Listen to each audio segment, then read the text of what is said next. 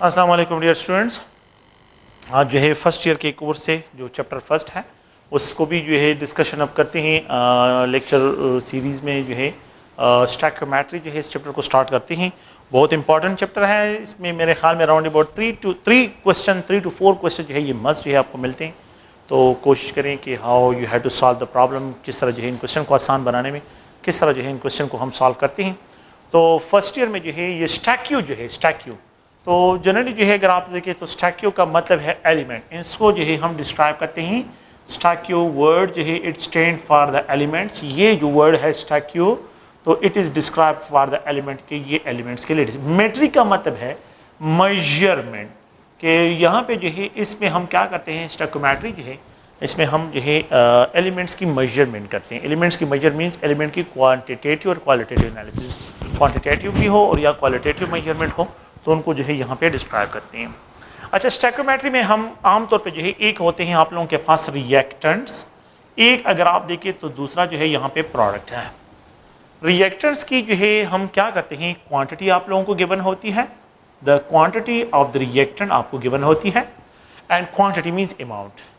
यहाँ पे क्वांटिटी का मतलब यहाँ पे क्या है अमाउंट जो है आपको गिवन होगा and you have to find the quantity of product. Product की क्वांटिटी को आपने फाइंड आउट करना है। रिएक्टेंट की वैल्यू गिवन होगी और प्रोडक्ट की क्वांटिटी को आप लोगों ने क्या करना है इसको फाइंड आउट करना है। सो प्रोडक्ट की क्वांटिटी जो है रिएक्टेंट के विद रेफरेंस टू रिएक्टेंट आप लोगों ने फाइंड आउट करना है। क्या मतलब है इसका? लेट्स सपोज मेरे पास हाइड्रोजन है and if it combine with oxygen, यहाँ पे जो है आप लोगों के पास ये वाटर जो है प्रोड्यूस करता है, बैलेंस केमिकल इक्वेशन है। सो अगर आप देखिए मैं इसको इस तरह डिस्क्राइब करूँ कि 2 मॉलिक्यूल ऑफ हाइड्रोजन कंबाइन होते हैं with 1 molecule of oxygen, you will get 2 molecule. तो क्वांटिटी क्या है? हाइड्रोजन की क्वांटिटी इज केमिकल, ये रिएक्टेंट्स है। ये क्या है? ये रिएक्टेंट्स है। These are the reactants. और ये अगर आप लोग देखें ये प्रोडक्ट्स है, इनको हम डिस्क्राइब करते हैं ये प्रोडक्ट्स है। अगर आप इस इक्वेशन में देखें तो यहाँ पे जो है हाइड्रोजन के 2 मॉलिक्यूल आपको गिवन है और यहाँ पे 1 मॉलिक्यूल ऑक्सीजन का और यहाँ पे 2 मॉलिक्यूल जो है। अगर मैं ये कहूँ कि मेरे पास 2 मॉलिक्यूल हाइड्रोजन के हैं, 2 मॉलिक्यूल हाइड्रोजन के हैं, 1 मॉलिक्यूल ऑक्सीजन का है, तो 2 मॉलिक्यूल ऑफ वाटर प्रोड्यूस होते हैं। अगर मैं आपको ये कहूँ ये क्वांटिटी ऑफ द रिएक्टेंट है और ये क्वांटिटी ऑफ द प्रोडक्ट के, ये 1 कंबाइन होकर 2 प्रोड्यूस करता है, ये प्रोडक्ट की क्वांटिटी है। अच्छा, मैं यहाँ पे एक दूसरा पॉइंट ये लिख देता हूँ कि लेट सपोज जो है यहाँ पे जो है ये अगर इसको मैं डबल कर लूँ, ये जो है डबल हो जाए तो 2 का डबल 4 आता है और 1 का डबल 2 जो है आ जाता है। अगर ये कंबाइन होते हैं, अगर 4 मॉलिक्यूल ऑफ हाइड्रोजन कंबाइन होते हैं with 2 molecule of oxygen, you will gate, अगर इनकी रिएक्टेंट की क्वांटिटी डबल होती है तो ये भी डबल हो जाएगा। तो there is no complex mathematics, it's a simple points है। अगर ये क्वांटिटी रिएक्टेंट्स की क्वांटिटी इंक्रीज होती है तो डेफिनेटली प्रोडक्ट भी इंक्रीज होगा। अगर मैं यहाँ पे आपको ये कहूँ कि लेट सपोज ये 2 है, ये 20 हो, तो 20 के लिए मुझे कितने molecule of oxygen? 10 molecule of oxygen चाहिए। तो how many molecule of water will produce? 20 molecule of water will produce. ये सिंपल मैथमेटिक्स है एंड जस्ट ओनली जो है। तो देखें कि ये क्वांटिटी में मुझे मॉलिक्यूल में गिवन है। अगर मैं अब इसको मोल में एक्सप्रेस करूं, 2 mole of hydrogen 1 mole of oxygen produces 2 mole of water. 2 mole of hydrogen, mole क्या है? क्वांटिटी है, ये भी क्वांटिटी को डिस्क्राइब करता है। The amount of the substance को डिस्क्राइब करने के लिए मोल को यूनिट को यूज करते हैं।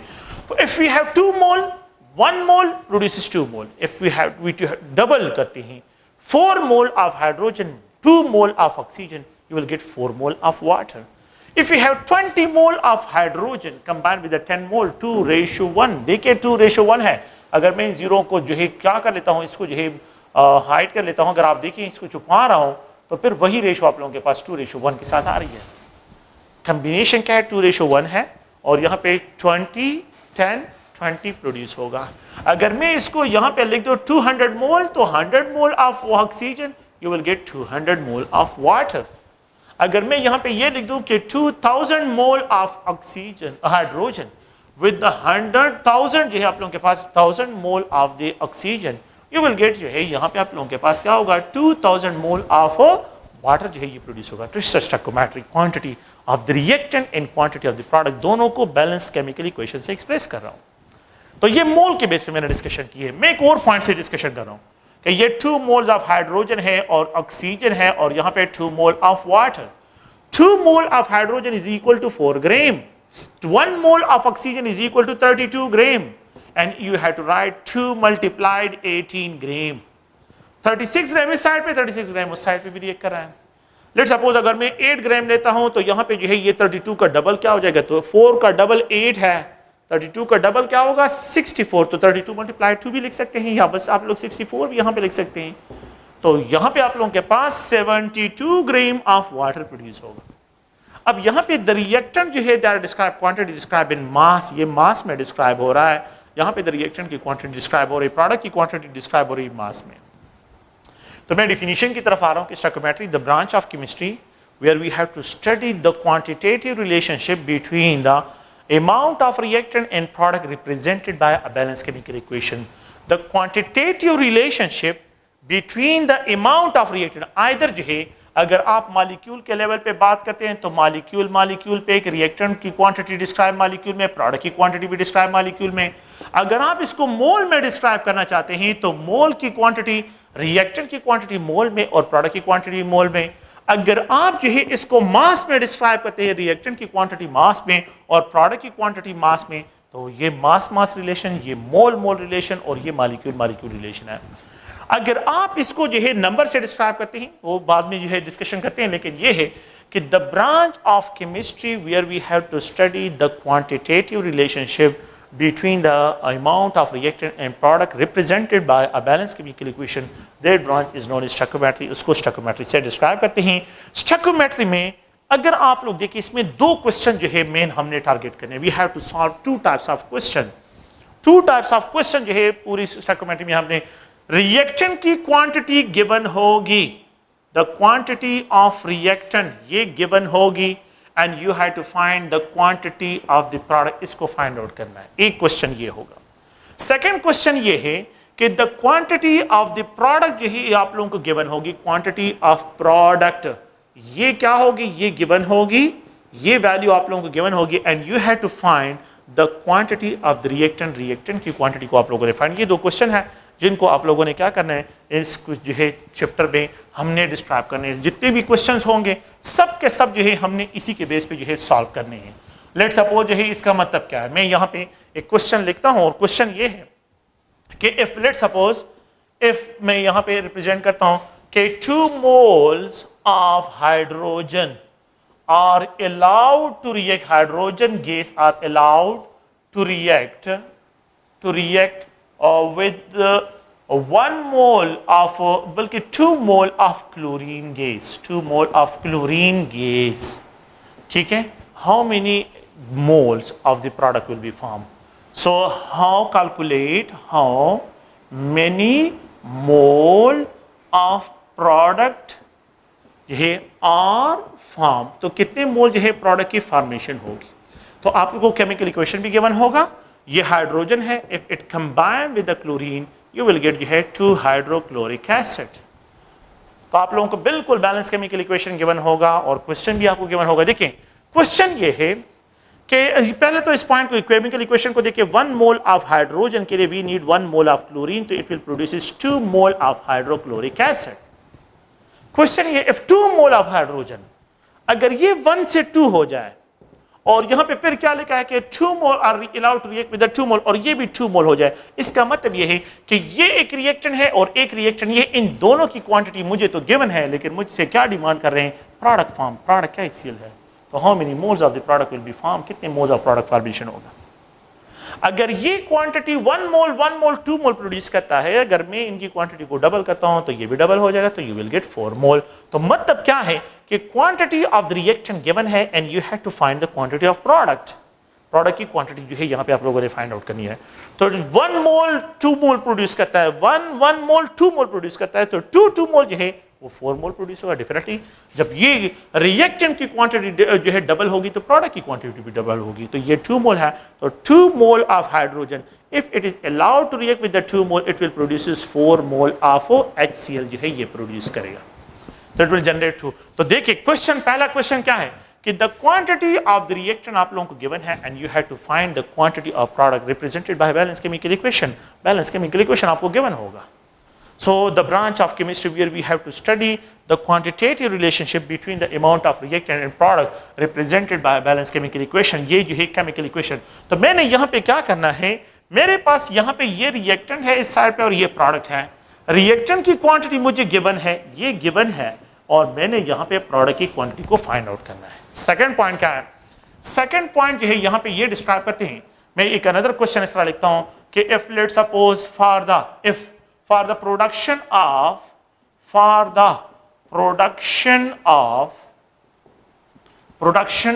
10 mole of HCl, 10 mole of HCl, how many mole of reactants, ठीक है, hydrogen and chlorine are allowed to react, कितने मोल जो हाइड्रोजन और क्लोरीन को रिएक्ट करें कि it produces 10 mole of HCl के 10 मोल ऑफ HCl प्रोड्यूस करे। फिर बैलेंस केमिकल इक्वेशन आपको गिवन होगा, हाइड्रोजन क्लोरीन और यहाँ पे ये 2HCl है। प्लीज इस क्वेश्चन को देखें। For the production of 10 mole of HCl, 10 मोल 10 इसके मोल गिवन है, इसकी क्वांटिटी गिवन है, और डिमांड क्या है, डिमांड ये है कि कितना रिएक्टेंट मुझे चाहिए इतनी प्रोडक्शन के लिए। You have to find these values, आप लोगों ने इस वैल्यूज को फाइंड आउट करना है।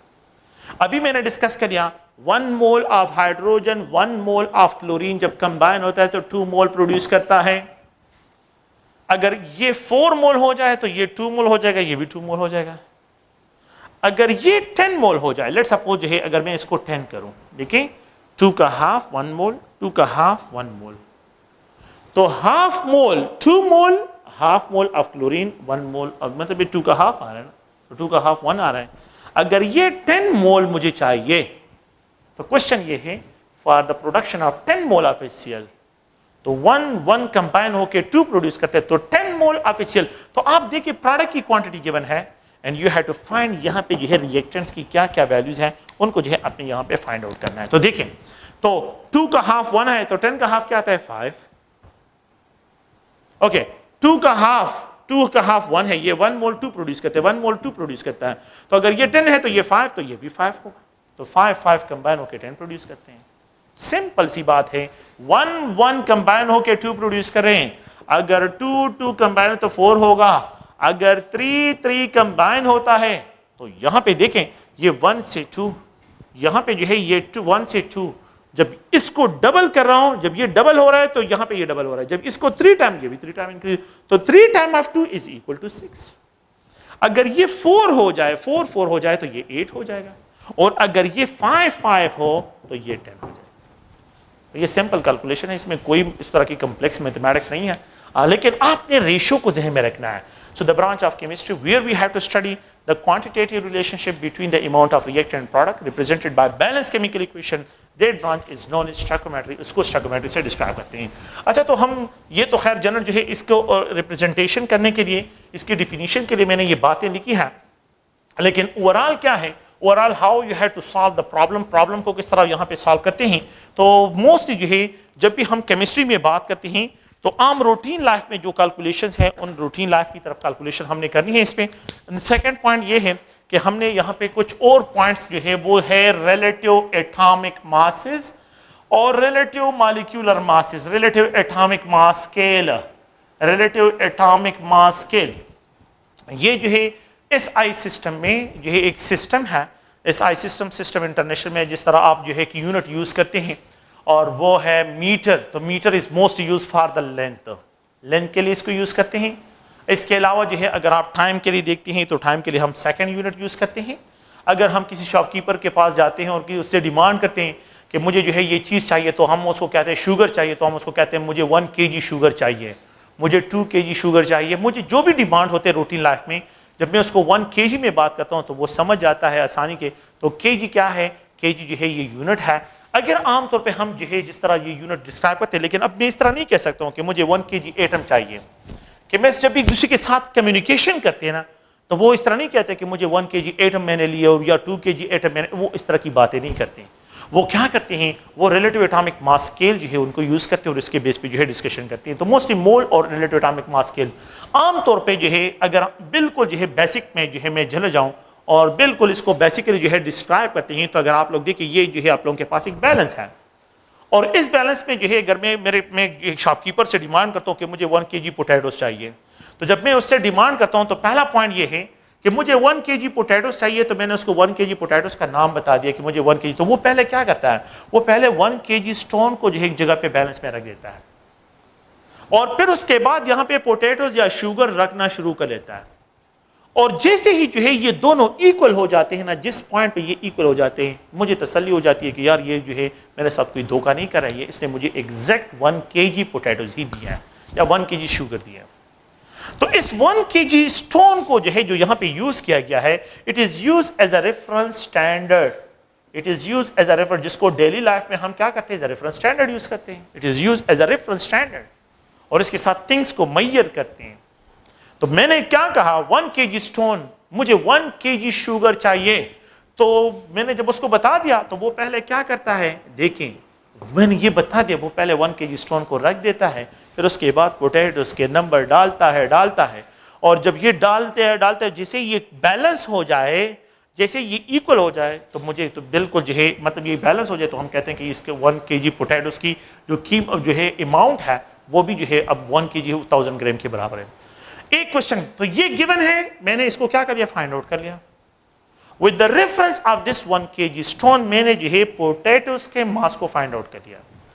अब घर में जो है लेट्स सपोज जो है किसी जो है एक जमींदार है, उसके घर में बहुत ज्यादा है पोटैटोस या शुगर उसके घर में ज्यादा है, तो उसके जो है जितनी जरूरियात है उससे ज्यादा है। अब वो शॉपकीपर के पास जाता है और शॉपकीपर के पास जब चला जाता है उसको जो है देता है कि यार ये लो और ये चीज जो है मेरे घर में ज्यादा है और ये आप लें, और ये जो है 10 kg है या 5 kg है या जो है 10 kg है, जितना भी वो बताता है।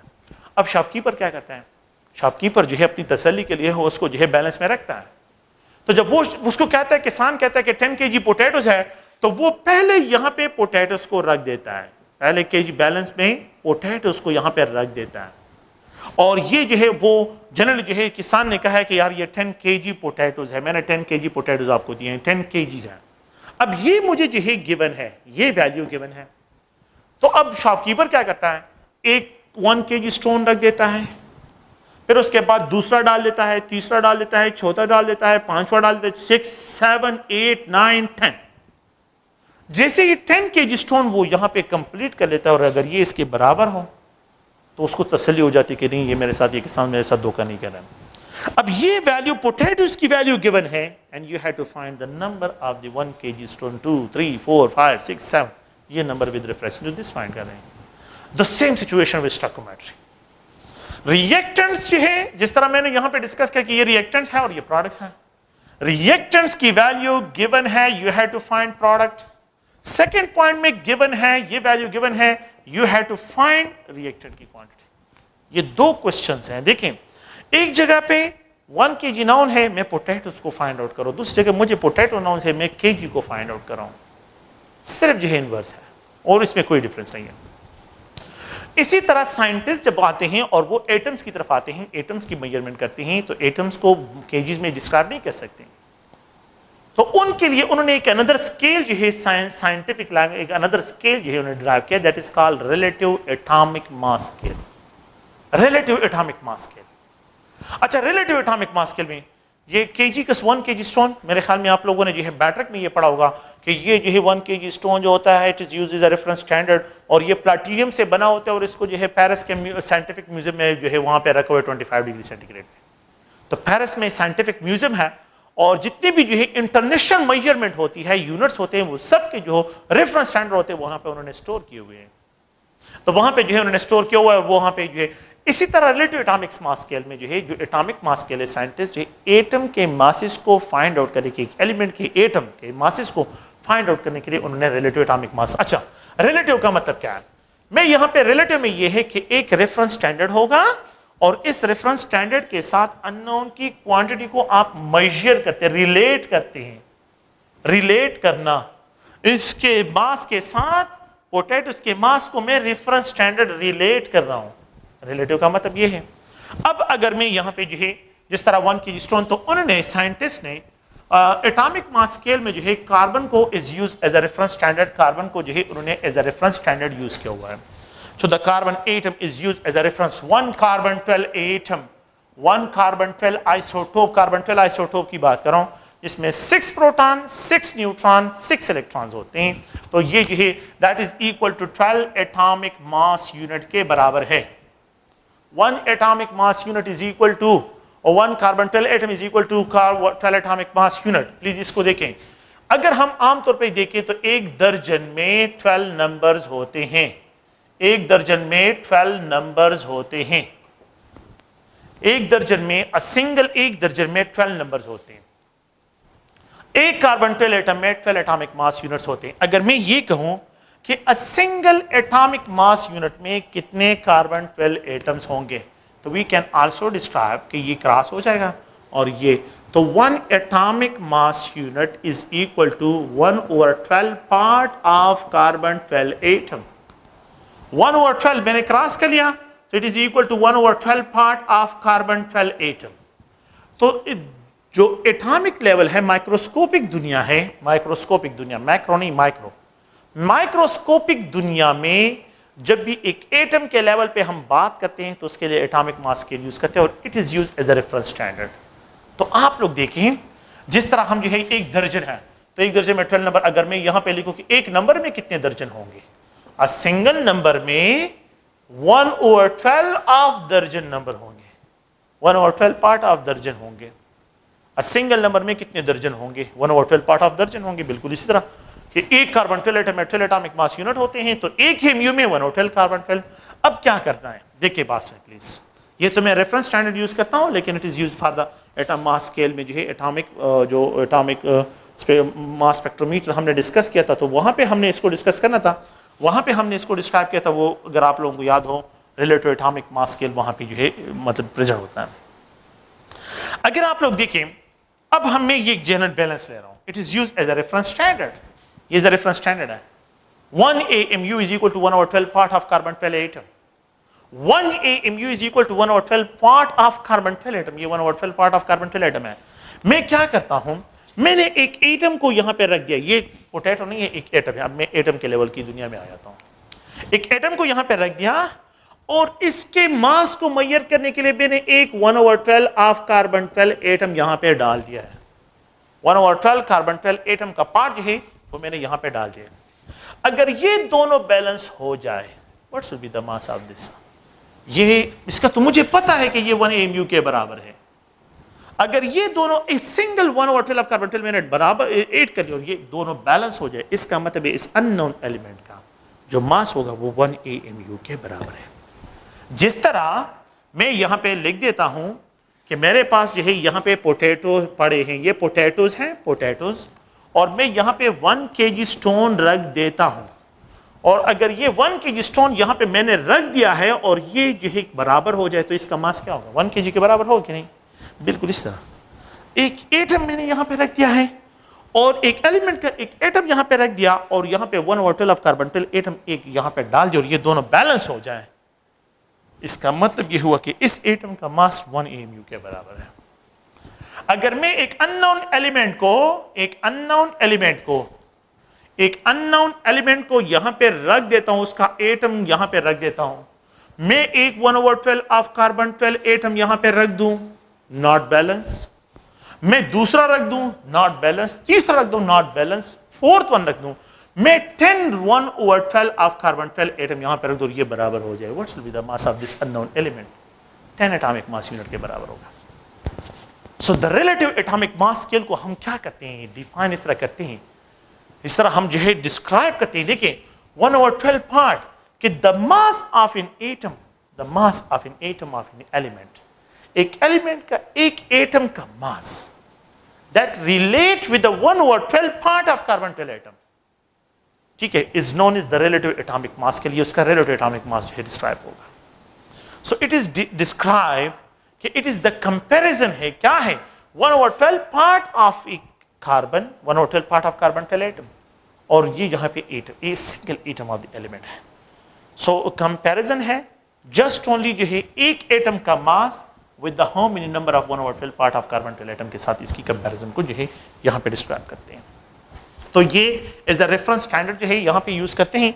Now we know that 1 mole of carbon 12 atom, एक कार्बन 12 एटम में 12 AMU होते हैं, लेकिन 1 मोल में 12 ग्राम्स होते हैं, नॉट 12 AMU। 1 मोल में 12 ग्राम्स होते हैं, not 12 AMU। Atomic mass unit को ग्राम में एक्सप्रेस करें moles, and we can describe 1 mole में 6.022 into 10 raised to power 23 carbon 12 atoms होते हैं। एक मोल ये एक एटम ऑफ कार्बन 12 और यहां पे इतने कार्बन 12 एटम। अगर आपके पास 6.022 into 10 raised to power 23 carbon 12 atoms हो तो उसका मास 12 ग्राम के बराबर है। अगर आपके पास Avogadro number of carbon 12 atom हो तो उसका मास 12 ग्राम के। एक कार्बन एटम का मास किसके बराबर होगा? एक कार्बन एटम का मास किसके बराबर होगा? तो यहां पे इसको क्रॉस करें और यहां पे ये लेके आए तो a single carbon 12 atom is equal to 12 gram divide by 6.022 into 10 raised to power 23 इसके बराबर है।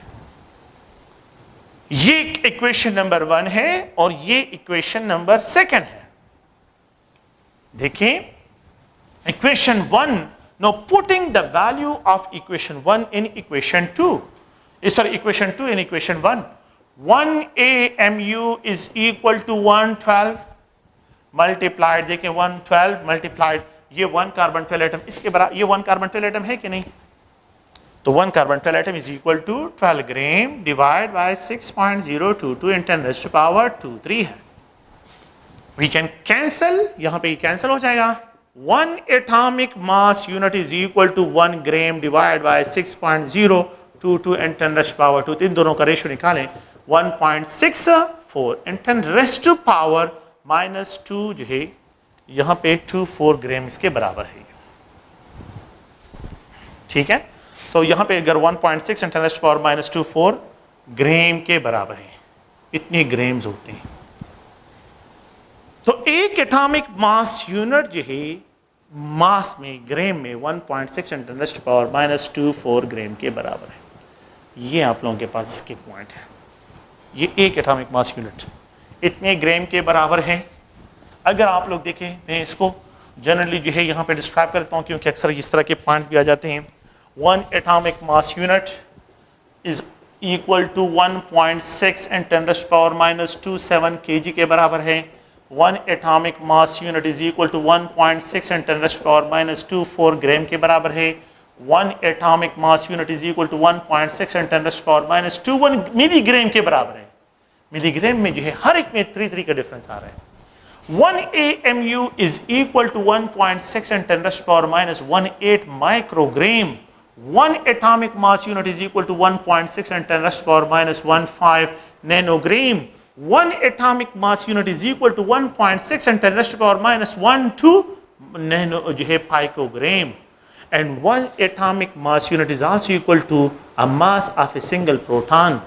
1 atomic mass unit is also equal to a mass of a single neutron. 1 atomic mass unit is also equal to a single hydrogen atom. A single hydrogen atom के बराबर होता है। ठीक है, तो ये सब के सब अगर आप देखें, एक hydrogen atom 1 atomic mass unit, एक न्यूट्रॉन का मास 1 एटॉमिक मास यूनिट, एक प्रोटॉन का मास 1 एटॉमिक मास यूनिट। तो अगर 6 प्रोटॉन हो तो 6 एटॉमिक मास यूनिट, अगर 10 प्रोटॉन हो तो 10 एटॉमिक मास यूनिट। और इसमें इतने केजीज होते हैं, इतने ग्राम्स होते हैं, इतने मिलीग्राम्स होते हैं, इतने माइक्रोग्राम्स होते हैं, इतने नैनोग्राम्स होते हैं, इतने पाइकोग्राम्स होते हैं, इतने प्रोटॉन्स होते हैं, इतने न्यूट्रॉन्स होते हैं और इतने हाइड्रोजन एटम्स के लिए डिस्क्राइब होते हैं। तो ये अगर आप लोग देखें जनरल जो है रिलेटिव एटॉमिक मास स्केल में जो है हम इस तरह डिस्क्रिप्शन करते हैं कि यहाँ पे 1/12 पार्ट ऑफ कार्बन 12 एटम के साथ इनकी कंपैरिजन करते हैं। So the number of atomic mass unit, number of atomic mass unit, the how many atomic mass unit, बल्कि इस तरह भी लिख सकते हैं how many AMU, how many atomic mass unit are there, an मैं इसको डिस्क्राइब करता हूं 10 जो है gram of an element how many atomic mass unit, आसान सा पॉइंट 1 AMU, ये रिलेशन याद रखिए 1.6 × 10⁻²⁴ ग्राम। तो ये पॉइंट जहन में रखें, हाउ मेनी AMU, मुझसे डिमांड इसकी है, मुझे ये वैल्यू गिवन है, तो यहाँ पे 10 ग्राम, जस्ट ओनली क्रॉस करें, तो ये क्रॉस करें, cross 1.6 × 10⁻² gram is equal to 10 gram multiplied by 1 AMU divided by 1.6 × 10⁻²⁴। तो ये यहाँ से क्रॉस करें, वहाँ पे लेके जाए, you will get x AMU. How many AMU are there if 10 gram of an element? How many, next question देखें, how many a जो है यहाँ पे ग्राम्स, अब ग्राम्स की बात कर रहा हूँ, are there in, इसको डिस्क्राइब करता हूँ, 50 AMU of an element। अच्छा, अगर आपके पास एलिमेंट्स जो है उसके ग्राम्स जो है फाइंड आउट करने और AMU गिवन हो, क्या करें, आप देखें 1 AMU में 1.6 × 10⁻² ग्राम्स होते हैं, you have to find x gram, और कितने AMU गिवन है, 50 AMU गिवन है, 50 AMU गिवन है, क्रॉस करें, just only cross, x gram will be 1.6 × 10⁻² gram multiplied by 50 AMU आप लोग कर सकते हैं। यू कैन इजीली फाइंड, अगर आपको केजी में गिवन हो तो ये रिलेशन यूज करें, अगर ग्राम में गिवन हो तो ये रिलेशन यूज करें, अगर मिलीग्राम में हो, माइक्रोग्राम में हो, नैनोग्राम में हो, पाइकोग्राम में हो, प्रोटॉन नंबर में हो, न्यूट्रॉन नंबर में हो, हाइड्रोजन एटम में हो। ये सारे पॉइंट है आप लोगों ने क्या करना है, इनको याद रखना है और इनको ज़हन में रखना है। एटॉमिक मास यूनिट में एक दूसरा पॉइंट है कि how you have to calculate the number of atoms, number of atoms की कैलकुलेशन किस तरह करते हैं, how you have to calculate the number of atoms. तो पहला क्वेश्चन ये है, how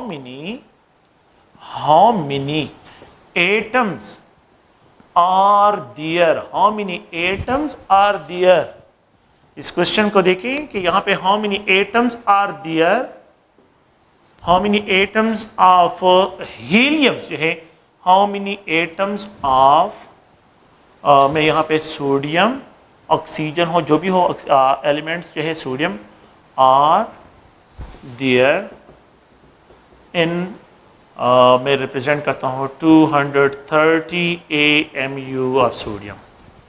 if we have 230 atoms of AMU of sodium, how many atoms, इसमें कैलकुलेट करें नंबर ऑफ एटम्स को। देखें इस क्वेश्चन को, a single sodium atom is equal to 23 AMU. A single sodium atom is equal to 23 AMU. If we have 230 AMU, देखिए 23 के साथ एक जीरो लग गया, आसान सी बात है, 1 के साथ जीरो लगाएं 10 AMU, तो क्रॉस जो है आप क्या करें, सोडियम एटम को फाइंड आउट करें, आसान सा पॉइंट, 23 के साथ जीरो लग गया तो 1 के साथ भी जीरो लग जाएगा। We can find XNA into 23, cross multiplication करें इसकी, ठीक है, और यहाँ पे जो है ये 20 जो है 2300 AMU, 230 AMU into 1 sodium atom. क्या करें, 23 को यहाँ पे क्रॉस करें, 23 क्रॉस में 10 रह जाएगा। मैंने तो कहा ना कि 23 के साथ जीरो लगा तो यहाँ पे 1 के साथ भी जीरो लगा। तो अगर आप लोग देखें तो how many atom will be there, 10 sodium atom will be there, the number of atom will be 10। ये दो क्वेश्चन जो है, एक और क्वेश्चन भी है, वो क्वेश्चन भी देखें नंबर ऑफ एटम में। सेकंड क्वेश्चन जो है ये है कि how many AMU are there, how many AMU are there in, जो है यहाँ पे डिस्क्राइब करता हूँ 40 atoms of 40 molecules or atoms of helium. If we have 40 atoms of helium, तो how many AMU are there? इसमें कितने AMU होंगे? आसान सा point, a single helium atom, molecular atom is equal to 4 AMU के बराबर है। And if we have 40, तो how many AMU will be there? Just cross करें, इसको क्या करें, क्रॉस करें, तो 1 हीलियम एटम इसके साथ क्रॉस करें तो 4 × 40 AMU आप लोगों के पास जो है यहाँ पे रह जाएंगे। तो ये राउंड अबाउट जो है अगर आप देखें तो ये 160 AMU जो है आपके पास होंगे। तो एक में जो है 4 AMU होते हैं, तो 10 में जो है 40 हो जाएंगे।